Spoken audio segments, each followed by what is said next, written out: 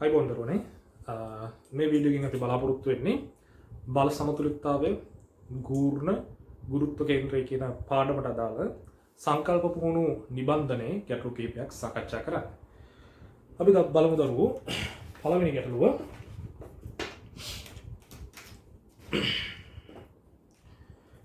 මිනිසුන් දෙදෙනෙකු මීටර් 6ක් දිග එක සෙන්ටිමීටර් 6 කියලා තියෙන දරුවෝ මීටර් 6 කරගන්න.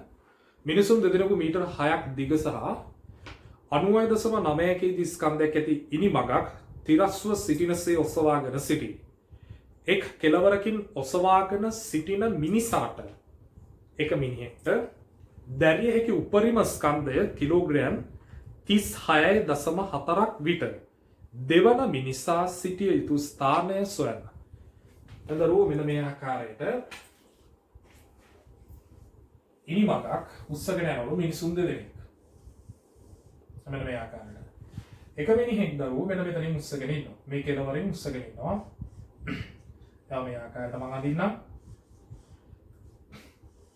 ඔන්නෝම. ඊට පස්සේ දරුවෝ අනෙක් මිනිසා කොයි හරියද කියන එක ස්ථිරව නෑ. එයා එහා කෙළවරෙන් ඇඳගන්න එක සාධාරණ නැති නිසා මම මෙන්න මේ වගේ තැනකින් මේ මිනිස්සව ඇඳගන්නවා.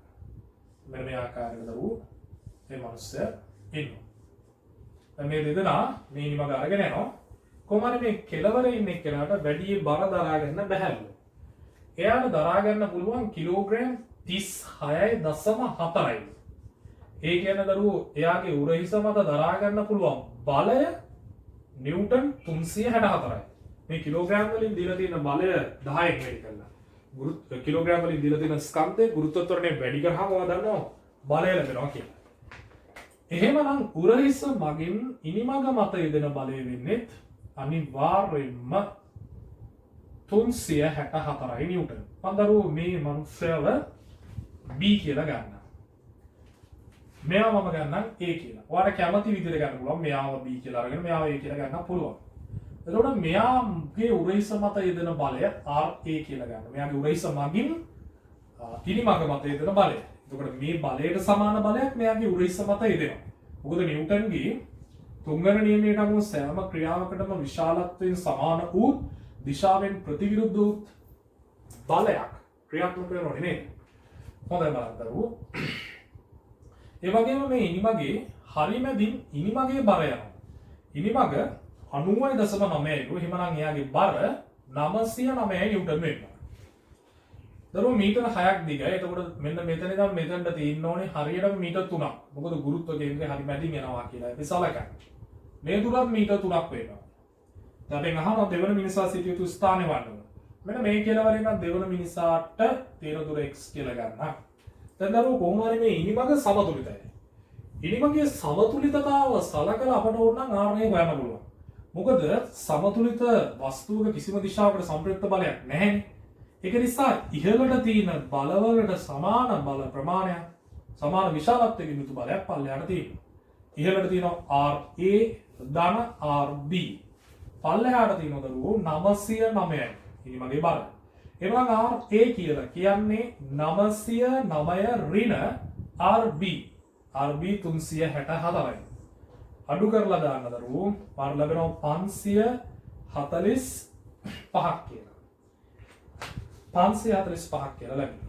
ඒ ආකාරයට මොකද 9න් 4ක් ගියා 5යි. මෙතන බිඳුවයි 10න් 6ක් ගියා 4යි.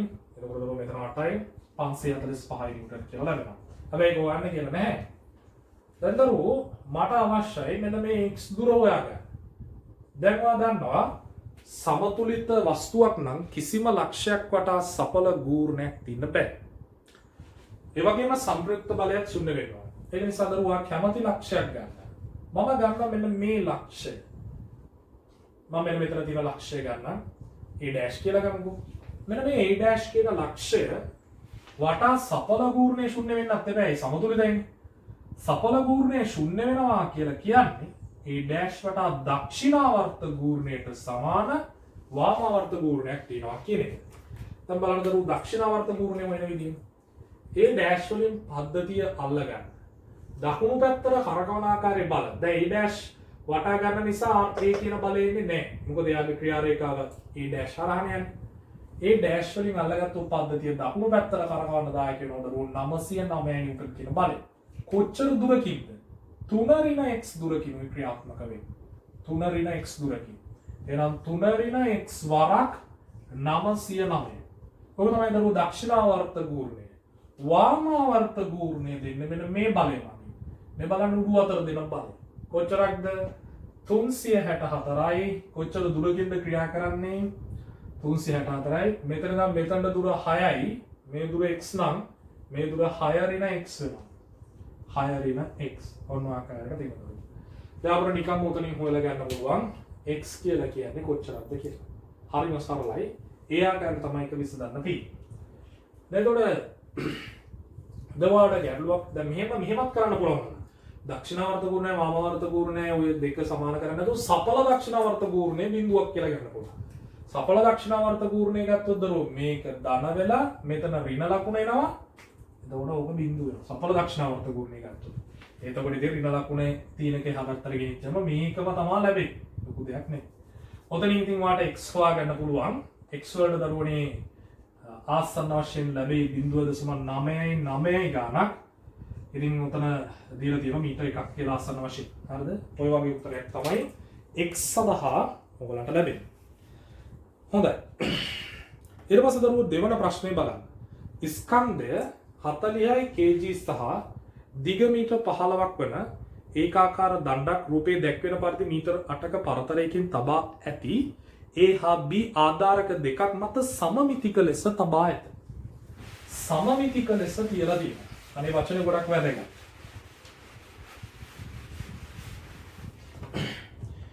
බලන්න දරුවෝ ස්කන්ධය 40යි කිලෝග්‍රෑම් සහ දිග මීටර 15ක් වන දණ්ඩක් රූපේ දැක්වෙන පරිදි මීටර 8ක පරතරයකින් තබලා තියෙනවා. මීටර 8ක පරතරයකින් තියලා තියෙනවා. ඔන්න දරුවෝ දණ්ඩ. මීටර 8ක පරතරයකින් තියෙනවා. මීටර 8ක පරතරයකින් තියෙන්නේ මොනවද? මීටර 8ක පරතරයකින් තියෙන දරුවෝ මෙන්න මේ ආධාරක දෙක. සමමිතිකව තියලා තියෙනවා. එතකොට මේ දෙදෙනා අතර මීටර 8ක පරතරයක් තියෙනවා. සමමිතිකව තියෙනවා කියලා කියන්නේ දණ්ඩ මීටර 15යි. තව 7ක් තියෙනවා. එහෙනම් දරුවෝ මෙහෙට 3.5 මීටර දුරකුත් මෙහෙට 3.5 මීටර දුරකුත් එළියට ඇවිල්ලා තියෙනවා. එතකොට හරියටම දණ්ඩේ බර පල්ලෙහාට ක්‍රියාත්මක වෙන්න ඕනේ 40 කිලෝග්‍රෑම් නිසා නිව්ටන් 400 කියලා දාගන්න පුළුවන්. මේක මීටර 4යි වගේ මෙතන මීටර 4ක් එනවා. ඔය ආකාරයට. දැන් හරි. සම්මිතිකලී විදිහට තියලා තියෙනවා. ස්කන්ධය කිලෝග්‍රෑම් 64ක් වන ළමයි ඒ ස්ථානයේ සිට ඒ ස්ථානය කියන්නේ මෙන්න මෙතන මේ තමයි B ස්ථානය. ඒ ස්ථානයේ සිට B දෙසට ගමන් කරයි. දණ්ඩේ සමතුලිතතාවය නොබිරෙනසේ. අන්නේ ගොඩක් වැදගත් වචනයක්.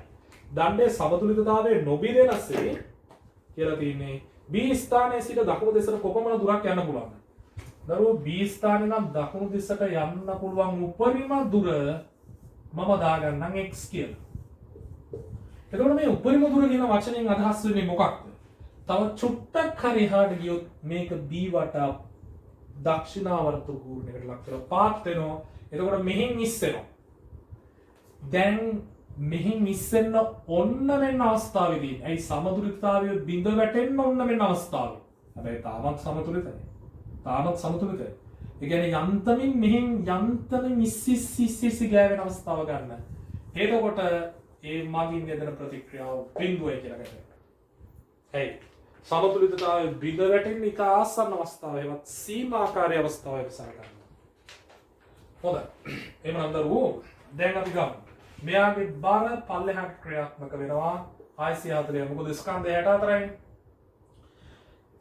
ඔන්න. දැන් මෙතනින් එදෙන ප්‍රතික්‍රියා බලය කීයක් වෙන්න ඕනද?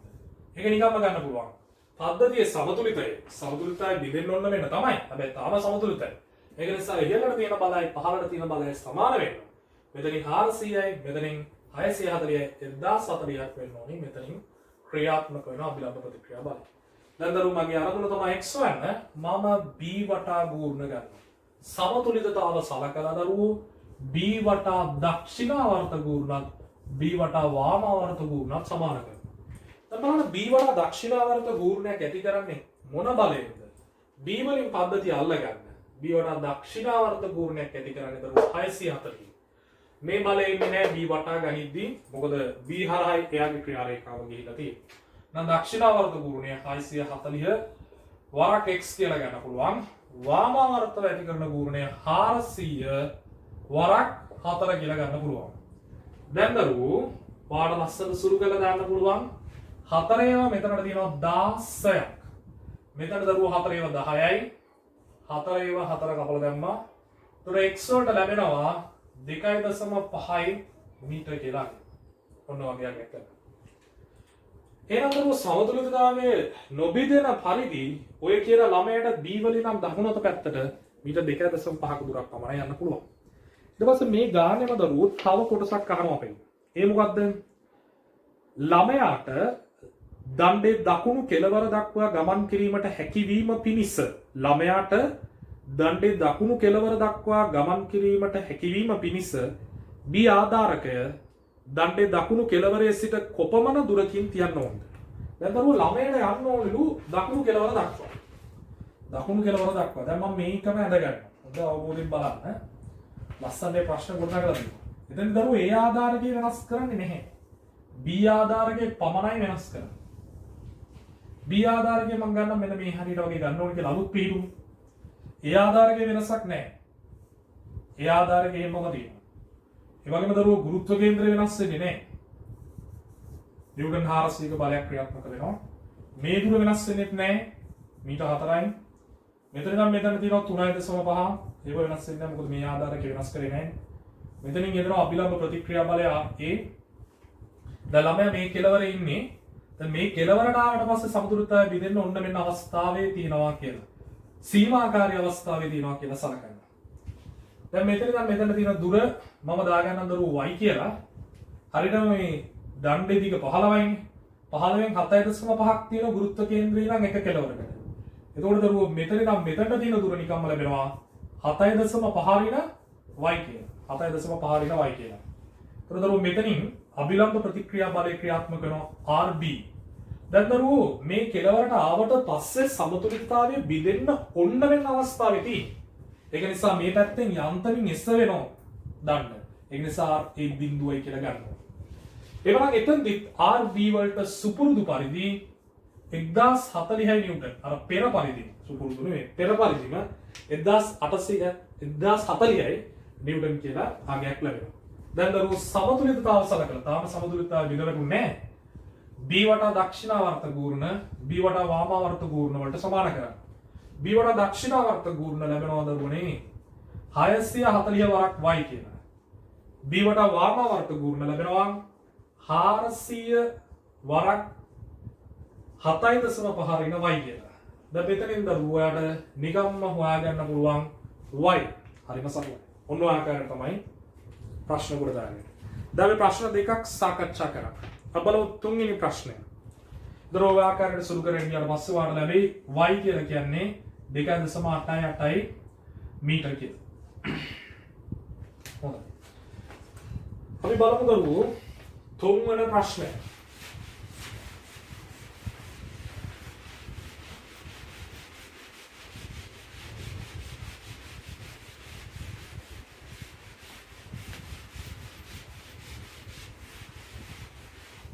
හොඳයි. ABCD ඍජුකෝණාශ්‍රාකාර තහඩුවක AB DC පාද දිගේ නිව්ටන් 100ක විශාලත්වයෙන් යුතු බල දෙකක් ප්‍රතිවිරුද්ධ දිශාවට ක්‍රියා කරයි. AB මීටර 3ද BC මීටර 5ද නම් තහඩුව මත ක්‍රියා කරන ව්‍යාවර්තය නැතහොත් බල යුග්මේ ගූර්ණය කවරේද? අපි දරුවෝ මුලින්ම රූප සටහන අඳගමු. ඍජුකෝණාශ්‍රාකාර තහඩුවක්ලු AB මීටර 3යි BC මීටර 5යි. AB BC මෙන්න මේ ආකාරයට ඍජුකෝණාශ්‍රාකාර තහඩුවකින් මේක මීටර 5ක් ලු දරුවනේ. මේක මීටර 3ක් ලු. හොඳයි. right. දැන් බලන්න AB පාදයේ දිගේ මම ගන්නම් මෙන්න මේ පැත්තට ක්‍රියාත්මක කරනවා කියලා නිව්ටන් 100. මේ පැත්තට නිව්ටන් 100ක් යනවා AB පාදයේ දිගේ. ඊට පස්සේ CD පාදයේ දිගේ ආපස්සට යනවා නිව්ටන් 100ක් මේ ආකාරයට. විශාලත්වයෙන් යුතු බල දෙකක් ප්‍රතිවිරුද්ධ දිශාවට ක්‍රියාත්මක වෙනවා. දැන් එහෙමනම් දරුවෝ මේ දෙකේ ගූර්ණය හොයන්න. මේක සමාන සමාන්තර ප්‍රතිවිරුද්ධ ඒකරේඛීය නොවන බල දෙකක්. බල දෙක අතර ලම්බක දුර බොහොම පැහැදිලි. බල දෙකේ ක්‍රියා රේඛා දෙක අතර ලම්බක දුර වෙන්නේ මීටර් 5යි. එහෙමනම් කෙලින්ම ගූර්ණය අපිට ගන්න පුළුවන් දරුවෝ එක් බලයක විශාලත්වයේ වරක් බල දෙක අතර ලම්බක දුර. එක් බලයක විශාලත්වයේ 100යි ලම්බක දුර 5යි. මොන වර්තද? මගේ රූප සලහන අනුව නම් දක්ෂිණාවර්තයි. ඒතර දරුවෝ නිව්ටන් මීටර් 500ක් කියලා ලැබෙනවා. ඔන්න දක්ෂිණාවර්ත ගූර්ණය. Newton metre 500. දැන් බලන්න ඊළඟට කියලා තියෙන දේ. තහඩුව සමතුලිතතාවයේ තබා ගැනීමට පිළිවෙලින් BC සහ AD පාද දිගේ ක්‍රියා කළ යුතු බලවල විශාලත්ව කොච්චරද? දරුවෝ දැන් මේ බල යුග්මයකට උනනේ වෙලා තියෙන වස්තුවක ගූර්ණය ගත්තොත් හැම ලක්ෂයකටම මේ නිව්ටන් මීටර් 500ක ගූර්ණයක් තියෙනවා. එහෙමනම් හැම ලක්ෂයක් වටාම සඵල ගූර්ණය ශුන්‍ය කරන්න දක්ෂිණාවර්තව තියෙන නිව්ටන් මීටර් 500ක ගූර්ණයට සමාන වාමාවර්ත ගූර්ණයක් ඇති කළ යුතුයි. මෙන්න මේ ආකාරයට. ඒතකොට මෙහෙටයි බලය දෙන්න ඕන. ඔන්න ආකාරයට. ඒකට ගාන්ට වාමාවර්ත ගූර්ණයක් සෙට් වෙනවා. ඒ යොදන්න ඕනි බලයක විශාලත්වය F කියලා ගත්තා. බල දෙකේ ක්‍රියා රේඛා දෙක අතර ලම්බක දුර මීටර 3යි. එහෙනම් දරුවෝ ඊළඟ ගැටලුව හදද්දි කෙලිම G සමාන වෙනවා F වරක් D dash කියලා ගන්නම්. අලුත් බලය F dash කියලා ගන්නම්. නමුත් මේ ගූර්ණය නිව්ටන් මීටර් 500කට සමාන විය යුතුමයි. වාමාවර්ත වෙන්නත් ඕනි. එතකොට F dash වරක් 3 සමානයි 500යි. F dash පැහැදිලි 500 බෙදීම 3යි. සාමාවර්ත දශමයක් එන්නේ දරුවෝ 166.666 ගානක් එනවා. අපි 6.7ක් දාලා තියලා තියෙනවා. ඔන්නෝක තමයි බලය. හරිම සරලයි. දැන් තුන්වෙනි ප්‍රශ්නෙත් අවසానයි. අපි යමු දරුවෝ හතරවෙනි ප්‍රශ්නෙට.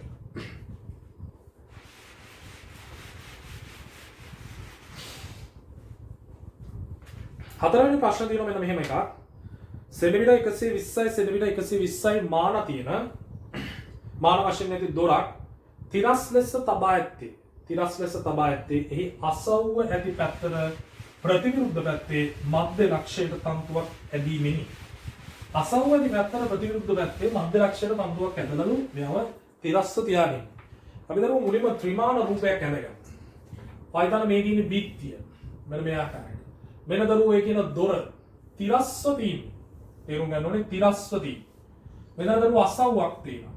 අසව් සරණේරු වගේ ඔන්න මෙන්න මේ අසව් දින පැත්තට ප්‍රතිවිරුද්ධ පැත්තේ මධ්‍ය ලක්ෂයට ගාලා තන්තුවක් ඔන්න ඔය විදිහට ගැට ගහලා තියෙන දරුවෝ බිත්තියට මේ බිත්තියේ ගැට ගහලා තියෙන්නේ අසව් කරලා තියෙන තැන ඉඳන් සෙන්ටිමීටර් 90ක දුරින්. ඒත් මේ හැම පාදයක්ම 120යි. ඒකේ කතාව දෙකක් නැහැ. ඒකට දරුවෝ දැන් වාට මේක ද්විමාන රූපයක් ගන්නත් පුළුවන්. මම ද්විමාන රූපයක් ගන්න ඉතින් ඒක තමයි ගැටලු විසඳද්දී ගොඩාක්ම ලේසිම දේ. දැන් දරුවෝ මේ වගේ අසව්වක් තියෙනකොට මේ තියෙන බිත්තිය හොඳේ. මෙන්න තියෙනවා අසව්ව. මෙන්න තියෙනවා දොර. දැන් තිරස්ව තියෙන්නේ. මෙන්න තියෙනවා දරුවෝ ඒ කියන තන්තුව. හරි. එතන කෝණය මම දාගන්නම් θ කියලා. ආතති බලය T ඔය ආකාරයට තියෙනවා. මේ පැත්තෙන් සෙන්ටිමීටර් 90ක් ඒ වගේම මේ පැත්තෙන් සෙන්ටිමීටර් 120ක් තියෙනවා. දැන් බලන්න මේ වගේ අසව්වක ප්‍රතික්‍රියා ලකුණු කරනකොට දරුවෝ එකිනෙකට ලම්බක දිශා දෙකකට ලකුණු කරන්න ඕනේ. මොකද අපි දන්නේ නැහැ අසව්ව ප්‍රතික්‍රියාව මෙහෙටද තියෙන්නේ, මෙහෙටද තියෙන්නේ, මෙහෙටද තියෙන්නේ කියන්නේ. ඒක නිසා නුවණට ගුරු දෙය තමයි ගැටලු විසඳන්න ගොඩක් ලේසි වෙනවා. එකිනෙකට ලම්බක දිශා දෙකකට තියෙන සංරචක දෙකක් විදියට අසව්ව ප්‍රතික්‍රියාව ලකුණු කරගන්න. මම xy විදිහට ඒක ලකුණු කරගත්තා. දැන් දරුවෝ දොරේ හරිමැදින් පල්ලෙහාට තියෙනවා හදන්න හොඳ ආකාරව මොකක්ද? දොරේ බර. බර කොච්චරක් කියලාද දීලා තින්නේ? නිව්ටන් 50යි. කියන කිලෝග්‍රෑම් 5ක් ස්කන්ධයක් සහිත දොරක් ගැන තමයි අපි මේ කතා කරන්නේ. හොඳයි. දැන් දරුවෝ මම මේ දොරේ දොර මත ක්‍රියා කරන බල ටික විතරක් වෙන් කරලා ගන්නවා. ඔන්න ඔය ආකාරයට. මෙන්න මේ θ කෝණය ඉස්සරහට කරදරයක් වෙන්න පුළුවන් නිසා මම මේ θ හොයා ගන්නවා. දරුවෝ tan θ අපිට හොයාගන්න පුළුවන් සම්මුඛ පාදය 90යි බද්ධ පාදය 120යි. උඩයට දෙකම දරුවෝ 30න් බෙදමු. 90ට 30 3යි 120ට 30 4යි. දැන් පුංචි ත්‍රිකෝණයක් ගහ ගන්නවා. සම්මුඛ පාදයේ 3යි බද්ධ පාදයේ 4යි කර්ණය එතකොට 5යි. පයිදිග්‍රස් මූල ධර්මයට අනුව තමයි එක ආවේ 3 වර්ග ධන 4 වර්ගයේ වර්ගමූලය. එතකොට ඔයාලට පුළුවන් sin θ හොයාගන්න. sin θ සමානයි 3 බෙදීම 5. සම්මුඛ පාදයේ බෙදීම කර්ණයනේ. cos θ හොයාගන්න පුළුවන් 4 බෙදීම 5. දැන් මම මේ පද්ධතියේ සමතුලිතතාව සලකනවා. මේ දොරේ සමතුලිතතාව සලකුවොත් දරුවෝ ඉහළට තියෙන බල පහළට තියෙන බල වලට සමාන වෙනවා. ඉහළට තියෙන බල y ධන t sin θ. මේ t වල sin θ කියන සංරචකය තියෙනවා ඉහළට. t sin θ. y ධන t sin θ සමාන වෙන පල්ලෙහාට තියෙන බලය වෙන 50ට. එතකොට y ධන sin θ කියලා කියන්නේ 3 බෙදීම 5යි. ඒක නිසා 3ක් t බෙදීම 5. ඔන්න දරුවෝ එක සමීකරණයක් ආවා. නොදන්න පද දෙකක් තියෙනවනේ. එක සමීකරණයෙන් විතරක් වැඩේ පුරදා ගන්න බෑ. ඒ වගේම දරුවෝ ඕනෑම දිශාවක් ඔස්සේ සංප්‍රයුක්ත බලය ශුන්‍යයි. ඒක නිසා තිරස්ස දකුණු අත පැත්තට තියෙන බල තිරස්ස වම් අත පැත්තට තියෙන බල වලට සමාන කරන්න. මේ පැත්තට තියෙන දරුවෝ x කියලා බලයක්. මේ පැත්තට තියෙනවා t cos θ. t cos θ කියලා බලයක්.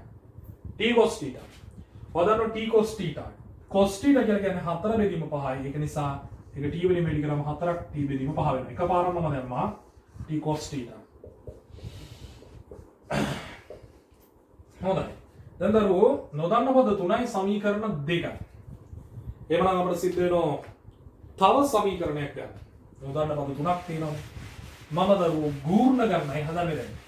මොකද සමතුලිත පද්ධතියක් නම් කිසිම දිශාවක් ඔස්සේ සංප්‍රයුක්ත බලයක් නැහැ වගේම කිසිම ලක්ෂයක් වටා සඵල ගූර්ණයක් තියෙන්නත් බෑ. ඒක නිසා දරුවෝ මම ගන්නවා අසව්ව ඕ කියලා දාන්නම්.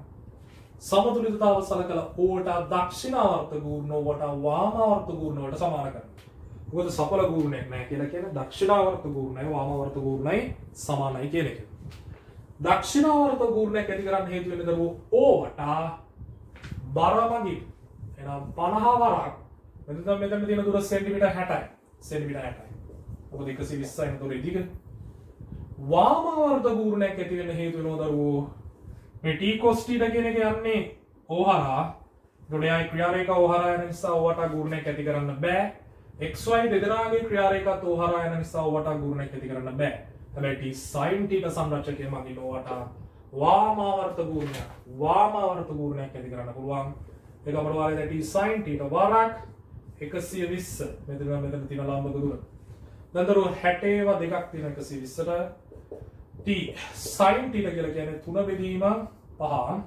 මෙතනින් එනවා 50. මෙතන දරුවෝ තව දෙකක් තියෙනවා.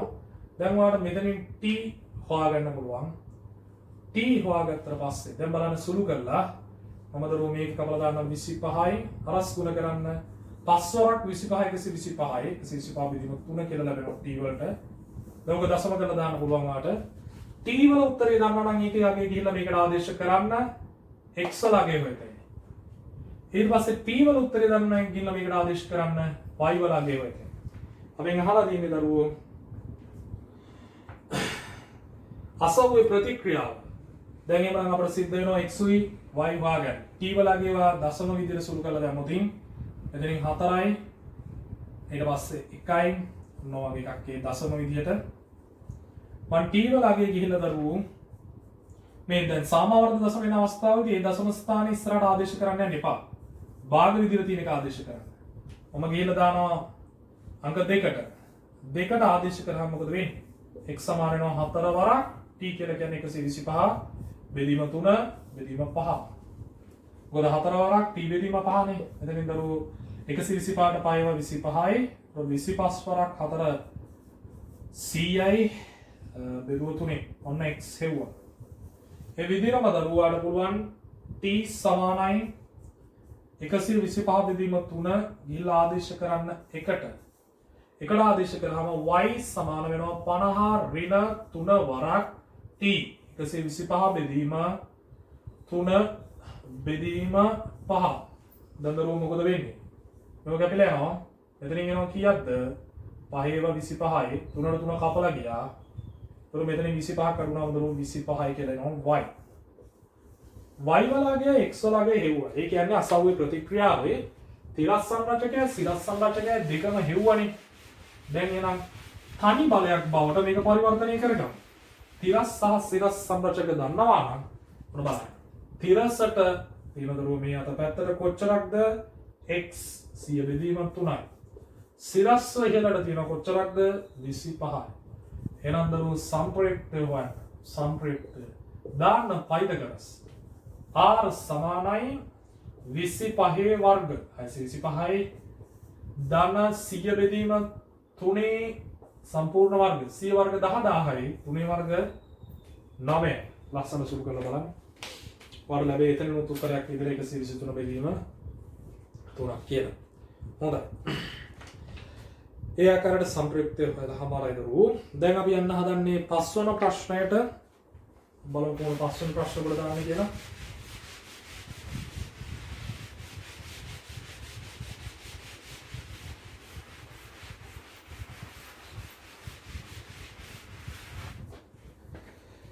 පස්වෙනි ප්‍රශ්නේ තියෙනවා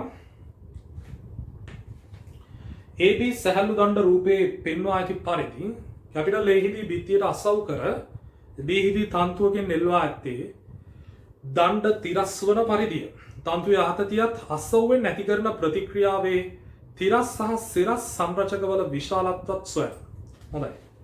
බලමු දරුවෝ රූප සටහන. රූප සටහන අරගෙන ඉතින්මයි තියෙන්නේ. සරල එකක්. ඒකේ අසව්වේ ප්‍රතික්‍රියාව නෙමෙයි අහලා තියෙන අසව්වේ ප්‍රතික්‍රියාවේ සිරස් සහ තිරස් සංරචක දෙක. මෙන්න දරුවෝ අසව්ව මේ ආකාරයට තියෙනවා. ඔය කියන සැහැල්ලු දණ්ඩ. එකක් වැදගත්. ස්කන්ධයක් නැහැ. බරක් ක්‍රියා කරන්නේ නැහැ. ඔන්න ආකාරයට තියෙනවා දරුවෝ. මෙතන මීටර් 3යි කියලා දීලා තියෙනවා. මෙතන නම් මෙතන තියෙන උස. මෙතන මීටර් 4යි කියලා දීලා තියෙනවා. මේක දීලා තියෙනවා මීටර් 5යි කියලා. එහෙනම් දරුවෝ මේ කෝණේ නිකම්ම වැඩි කොට දාගන්න පුළුවන්. මෙතනින් ආපති බල ක්‍රියාත්මක කරන එක මම t කියලා ගන්න. මෙතනින් පල්ලෙහාට එල්ලලා තියෙනවා වස්තුවක්. ඒකේ බර නිව්ටන් 300. නිව්ටන් 300ක බරක්. එහෙනම් දරුවෝ මේ වස්තුව දරා සිටින තන්තුවේ ආතතිය. මම ඒක t dash කියලා ගන්න. අනිවාර්යෙන් එකක් 300ක් වෙන්න ඕනේ. මොකද මෙයා සමතුලිතයිනේ. නිශ්චලව තියෙනවා දැන්. දැන් බරක් ක්‍රියාත්මක වෙන්නේ නැහැ. මෙන්න මේ අසව්වෙන් නැති කරන ප්‍රතික්‍රියාවේ තිරස් සංරචක x කියලා ගන්න සිරස් සංරචක y කියලා ගන්න. දැන් දරුවෝ මෙන්න මේ කොටසේ සමතුලිතතාව ගැන විතරක් හිතන්න. ඔච්චරයි බලන්නේ. මෙන්න මේ t කියන බලය දරුවෝ අපිට විභේදනය කරගන්න පුළුවන් ඉහළට t sin θ. අපි එතනම හදමු දරුවෝ sin θ කියන්නේ මොකක්ද? සම්මුඛ පාදය බෙදීම කර්ණය. එහෙනම් සම්මුඛ පාදය 3යි කර්ණය 5යි. එහෙනම් t වරක් 3 බෙදීම 5ක් තියෙනවා. ඊපස්සේ මෙන්න මෙහෙට තියෙන සංරචකය බලන්න. t cos θ සංරචකය. t cos θ කියලා කියන්නේ බද්ධ පාදය බෙදීම කර්ණය. ඔන්න හරිම සරලයි ඒ තැන් වලම හොයලා ගත්තා. දැන් මේ ටාගට් එක තමයි කොහොම හරි අපි හොයන්න ඕනේ දරුවෝ. අසව්වේ ඇති කරන ප්‍රතික්‍රියාවේ තිරස් සහ සිරස් සංරචකය xy වන්න. ඒ වගේම තන්තුවේ ආතතිය වන්න. අන්දරු මුලින්ම තන්තුවේ ආතතිය වන්න. මම ගන්න මෙන්න මේ අසව් මම ඒක ඕ කියලා දාන්න. සමතුලිතතාව සැලකුවම ඌට දක්ෂිනාවර්ත ගූර්ණත් ඌට වාමාවර්ත ගූර්ණත් සමාන වෙනවා. ඌට දකුණු පැත්තට වරගවිල්ලක් ඇති කරන්නේ t dash කියන බලයෙන්. කොච්චර දුරකින්ද ක්‍රියා කරන්නේ මීටර 4ක දුරකින්.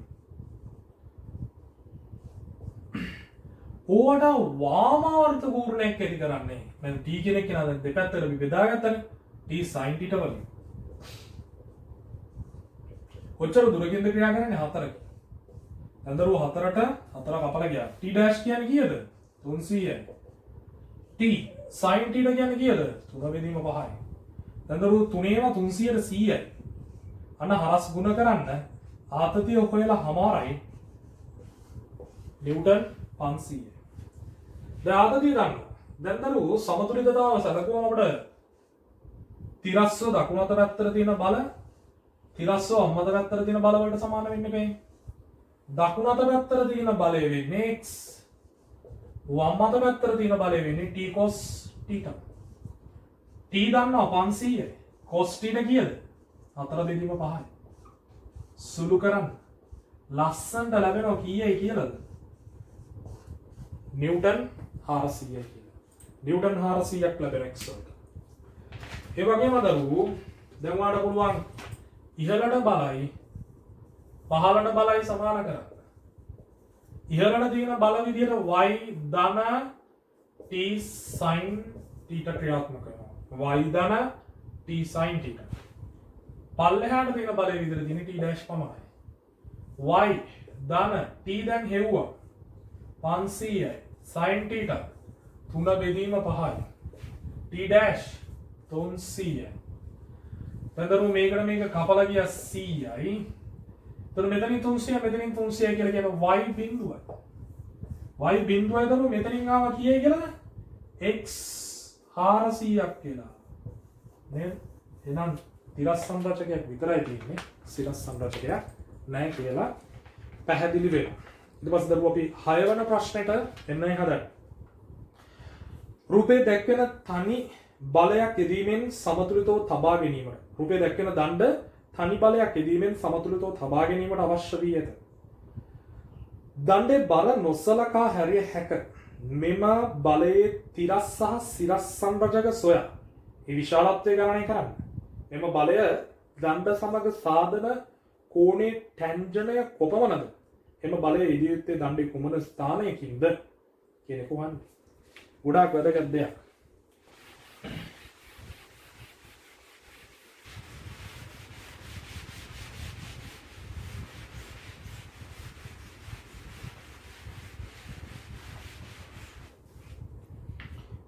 බලන්න දරුවෝ දණ්ඩ තියෙන මෙන්න මේ ආකාරයට මේකේ මෙන්න මෙතනින් එල්ලලා තියෙනවා නිව්ටන් 10ක බරක්. මෙතන ගන්න දරුවෝ මෙතනට තියෙනවා කොච්චර දුරක්ද? මීටර් 5ක දුරක්. ඊපස්සේ මෙන්න මෙතන දරුවෝ ටිකක් කැට කෝණයක් තියෙන්නේ. ලඝු පොතේ සරණ පතන්නම වෙනවා. අංශක 37යි කප්පියක් මතින් යවලා එල්ලලා තියෙනවා දරුවෝ M2 ස්කන්ධයක් උත්තරක්ද ඒ බර නිව්ටන් 50යි. මේ කප්පිය දරුවෝ මේ ආකාරයෙන් සෙට් කරලා තියෙනවා. දැන් මේ පද්ධතිය සමතුලිතව තියාගන්න අවශ්‍ය බලය යහන්නේ. පුරවා දන්නෝ මේ තන්තු යාපතිය අපි ගමු. තන්තු සෑම තැනකම ආතති සමාන වෙන්න ඕනේ. මොකද සෑම තන්තුවක් එනම් මෙතන නිව්ටන් 50ක ආතතියකුයි තියෙන්නේ. ඒ වගේම තමයි දරුවෝ මෙන්න මෙතන ආතතිය මම t dash කියලා ගන්නම්. t dash කියන ආතතිය අනිවාර්යයෙන්ම නිව්ටන් 10ක් වෙනවා. දැන් එමනම් අපි ගමු මේ පද්ධතිය සමතුලිතව තියාගන්න බලය මෙන්න මෙතනින් ක්‍රියාත්මක වෙන්නේ කියලා. හරිද? ඒ බලයේ තිරස් සංරචක x කියලා ගන්නම් සිරස් සංරචකයේ y කියලා ගන්නම්. එතකොට මෙන්න මේ බල සෙට් එක පමණයි දණ්ඩ මත බලපෑම එල්ල කරන්නේ. කොච්චර? එතකොට මේ බලයට තියෙන දුර මම ගන්නම් දරුවෝ මෙන්න මේ දකුණු කෙළවරේ ඉඳන් තියෙන දුර සිම්පල් a කියලා. දැන් හරිම සරලයි. ඒකත් අපෙන් අහලා තියෙනවා. හොඳයි. දැන් එහෙමනම් අපි හදමු. මේ පද්ධතියේ සමතුලිතතාවය මේ බලය යදුවම සමතුලිත වෙනවන පද්ධතිය. පද්ධතියේ සමතුලිතතාව සලකුවොත් ඉහළට බලයි පහළට බලයි සමාන වෙනවා. ඉහළට බලයි පහළට බලයි සමාන වෙනවා. ඉහළට බල විදියට තියෙනවා y පල්ලෙහාට බල විදියට තියෙනවා දරුවෝ බල දෙකක්. t dash ධන මෙතන කියනවා t cos 37. t dash කියන්නේ නිව්ටන් 10යි. t නිව්ටන් 10 නේද? t කියලා කියන්නේ 50යි cos 37. 37 යගේ ආදේශ කරන්න ඕනේ දරුවෝ. ඔන්න y හෙව්වා. ඊට පස්සේ අපි x හොයන්න යන්නේ. දරුවෝ මේ පැත්තට මම ගත්ත x. එහෙනම් මෙහෙට තියෙන බල සමාන කරා මේ පැත්තට තියෙන බලවලට මේකට තියෙනවා x ධන t sin 37. මේ කෝණය මෙහෙට නැවුවොත් cos මෙහෙට නැවුවොත් sin. අනිත් පැත්තට බලයක් නැහැ. ඒ කියන්නේ දරුවෝ කෙලින්ම x අපි දාලා තියෙන පැත්ත වැරදි. x එන්න ඕනේ ඍණ t sin 37 කියලා. ඍණ කීයද? t කියලා කියන්නේ 50යි sin 37. ඔන්න ඔයාගේ තමයි x වෙන්නේ. හොඳයි. ඔය ආකාරයට. ඒ කියන්නේ අපි දාගෙන තියෙන පැත්ත වැරදි. x වල දිශාව මෙහෙට වෙනවා. දෙක හෙව්වා. අපෙන් අහලා දෙන්නේ මේවා හොයලාද බලන්න දැන්. මෙම බලයේ තිරස්සා සිරස්සන් රජක සොයා. ඒක හොයලා ඉවරයි. ඒ විශාලත්වය වන්නවා. එහෙනම් දරු වෙන විශාලත්වය හොයන විදිය. දැන් අපි මම මෙතනින් හදාගන්න කොන බලන්න. දැන් ගන්න අර බලය. ඉහළට කොහොමද යන්නේ සංරචකය ආවේ මෙන්න මෙතනින් ආපු වගේ. මෙහෙට දැන් අරේට ඍණාංගයක් කියන්නේ මෙහෙට කීයද 50යි sin 37 ධනාංගය. දැන් ওই දෙකේ මොකක් ගන්න පුළුවන්ද? සම්ප්‍රයුක්තය ගන්න. සම්ප්‍රයුක්ත. අන්න ඒක තමයි උත්තරේ. අහන්න. ඊට පස්සේ තව අහනවා එම බලයේදී දණ්ඩේ කුමන ස්ථානයකින්ද ඒ වගේම කෝණයේ ටැන්ජන්ට් හා දැන් කෝණයේ ටැන්ජන්ට් කියලා කියන්නේ මෙන්න මේකේ tan නගේ tan θ වඩවන්න පුළුවන් දරුවෝ කොහොමද y බෙදීම x වලින් x කියන්නේ මේකනේ නේද y මෙතනින් හොයලා තියෙනවා කීයද 10 ධන 50යි cos 37 x වල තියෙනවා දරුවෝ මේ පැත්තට ඉඳන් ඍණ දාන්න ඕනේ අපි දිශා මාරු කරන්නේ නේද sin 37. ඒක සුළු කරලා වාට ටැන්ජන්ට් වන්න බැරිද? පුළුවන්. සුළු කරන්න ඕනේ කම්මැලි නැතුව. එම බලයේදී දණ්ඩේ කුමන ස්ථානයකින්ද කියලා අහලා තියෙනවා. මම ගත්ත දරුවෝ මේ කෙලවරේ නම් ඒ දුරකින් යොදන්න ඕනි කියලා. එහෙනම් දැන් ඊළඟට කරන්න තියන්නේ ගූර්ණ ගන්න එක. මම ගන්නත් දරුවෝ මෙන්න මේ ලක්ෂය වටා ගූර්ණ. මේ ලක්ෂය මම ගන්නම් මොකක් හරි අකුරක් අපි දාමු b කියලා දරුවෝ. මම b වටා ගන්නවා දක්ෂිනාවර්ත ගූර්ණ b වටා වාමාවර්ත ගූර්ණ වලට සමානයි කියලා. මොකද පද්ධතිය සමතුලිත දැන්නේ. b වටා ගූර්ණ ගැනීම දරුවෝ x බලය එන්නේ නැහැ. b වටා දක්ෂිනාවර්ත ගූර්ණයක් ඇති කරන්නේ y මගේ. එහෙනම් y වරක් a. දක්ෂිනාවර්ත ගූර්ණයක් ඇති කරනවා t dash මගේ. t dash වරක් කොච්චර දුරකින්ද තියෙන්නේ? ඊට 5ක දුරකින්. එහෙනම් දරුවෝ a හොයන එක ලොකු දෙයක් නෙමෙයි. t dash අපි දන්නවා 10යි 5 බෙදීම y කියලා කියන්නේ 10 ධන 50යි cos 37 ලම්බ පොතක් අරගෙන දරුවෝ බලලා අන්න කොනොච්චර දුරකින් තමයි ක්‍රියාත්මක වෙන්නේ හරිම සරල ගණන ඊට පස්සේ බලමු 7 වෙනි ප්‍රශ්නය විස්කම්භ මීටර එකක් වන රෝලක ස්කන්ධය 369 කිලෝග්‍රෑම් කි එය සෙන්ටිමීටර් 10ක් උස ගඩොලක් මතින් පෙරලීමට අවශ්‍ය වී ඇත. මේ සඳහා රෝලේ කේන්ද්‍රයෙන් සහ රෝලේ ඉහළින්ම පිහිටි ලක්ෂයෙන් යෙදිය යුතු බලවල අවම විශාලත්ව කොපමණද? බලමු දරුවෝ.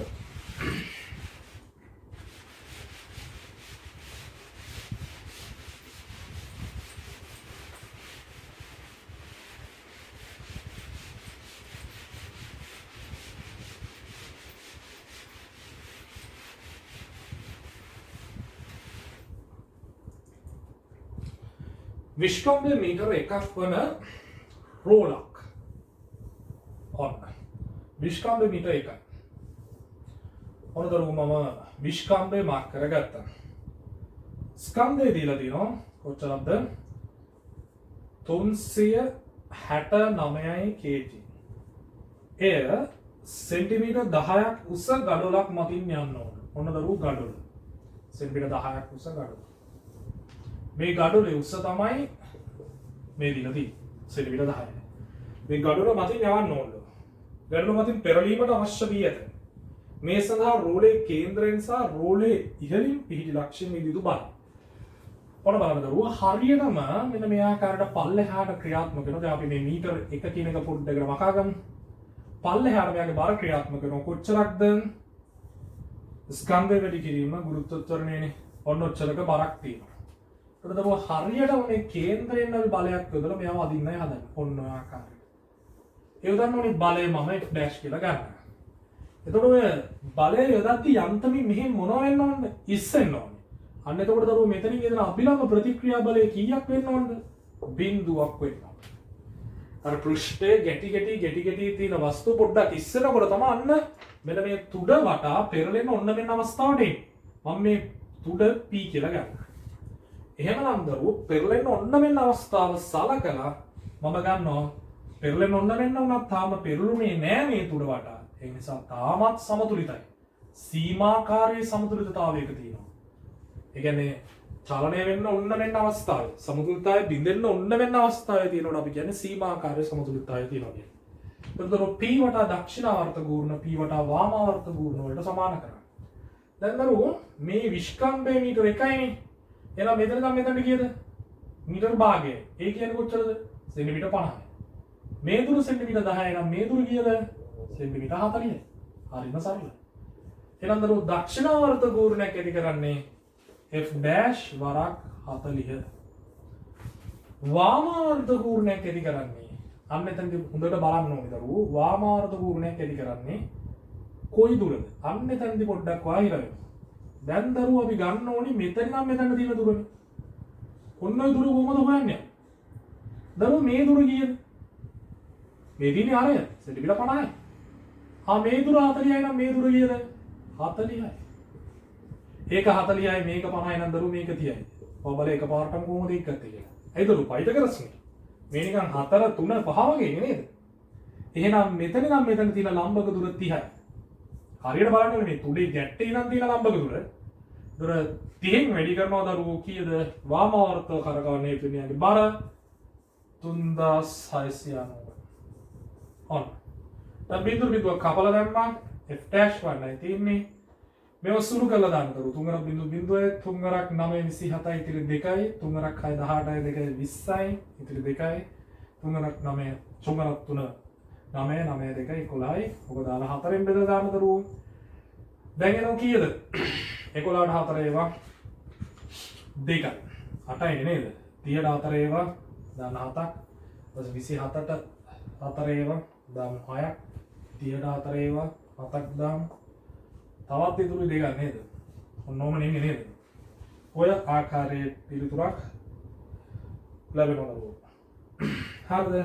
ඔක තමයි අවශ්‍ය වෙලා තියෙන අවම බලය.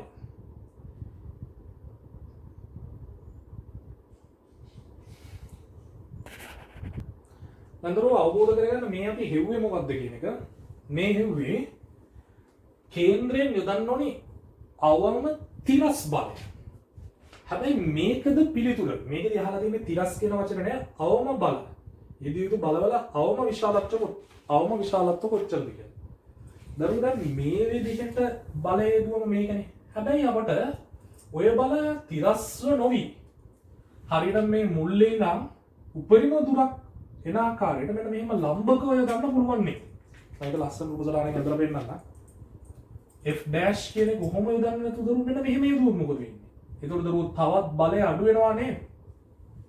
එතකොට මේ හෙව්වේ කේන්ද්‍රයෙන් යොදන්න ඕනි අවම තිරස් බලය. හැබැයි අවම බලය කිව්වම තිරස්ව නැති වෙන බලයක් අවම විදිහට ක්‍රියාත්මක වෙන්න පුළුවන්. මේ තියෙන මේ වගේ අවස්ථාවක්. ඒතර තමයි දරුවෝ වැඩිම ලම්බක දුරක් එන්නේ. කේන්ද්‍රයට වැඩිම ලම්බක දුරක් එන්නේ මෙතනදී.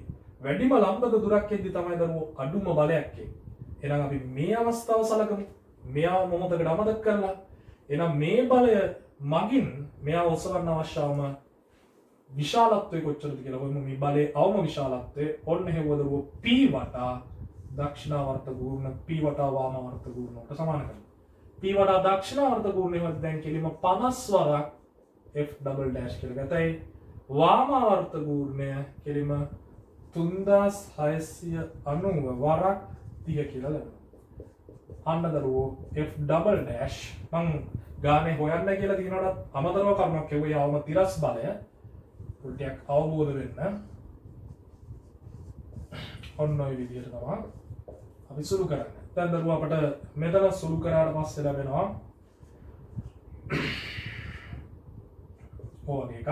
එක බෙදන්න 5න් 5 2යි දරුවෝ ඉතිරි 2යි 5 1යි ඔය වගේ උත්තරයක් ලැබෙනවා.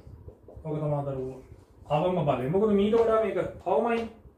පැහැදිලි නේද?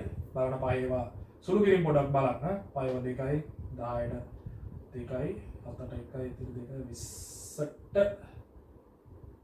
7ට 1යි ඉතිරි 2යි 20ට 7යි නේද?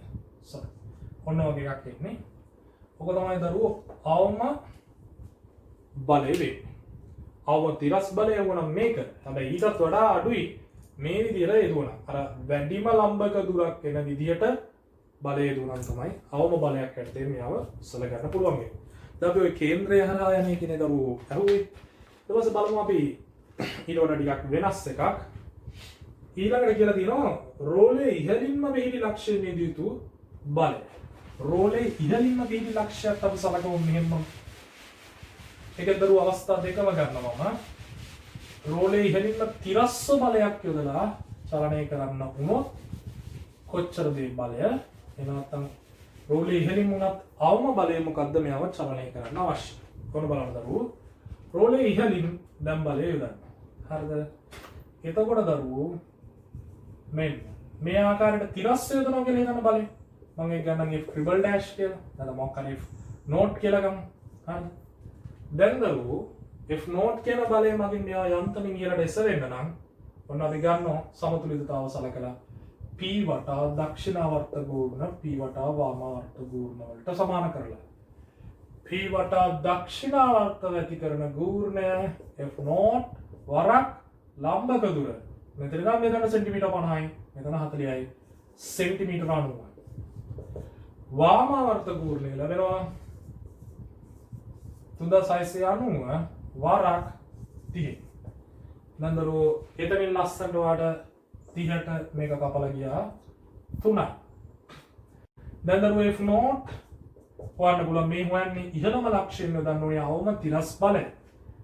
F note කෙලින්ම මේක සුළු කරලා ගන්න දරුවෝ 3ට 3 1යි 6ට 3 2යි 9ට 3 3යි ඔන්න වගේ බලයක් එනවා. හරිද සරලයි. ඒ මොකක්ද හෙව්වේ ඉහළම ලක්ෂයෙන් යොදන්න ඕනේ අවම තිරස් බලය. හැබැයි කෙනෙක්ට හිතෙන්න පුළුවන් නේද ඊට වඩා අවම බලයක් තියෙනවා කියලා. අවම තිරස් බලය නෙවෙයි.